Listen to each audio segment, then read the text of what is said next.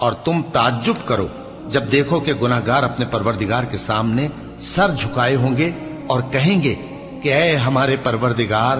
ہم نے دیکھ لیا اور سن لیا، تو ہم کو دنیا میں واپس بھیج دے کہ نیک عمل کریں، بے شک ہم یقین کرنے والے ہیں۔ اور اگر ہم چاہتے تو ہر شخص کو ہدایت دے دیتے، لیکن میری طرف سے یہ بات قرار پا چکی ہے کہ میں دوزخ کو جنوں اور انسانوں سب سے بھر دوں گا،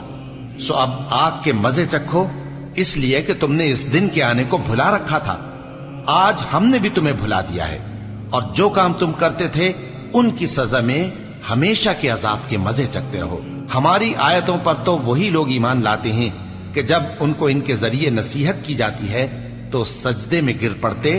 اور اپنے پروردگار کی تعریف کے ساتھ تسبیح کرتے ہیں اور غرور نہیں کرتے۔ ان کے پہلو بچھونوں سے الگ رہتے ہیں، اس حال میں کہ وہ اپنے پروردگار کو خوف اور امید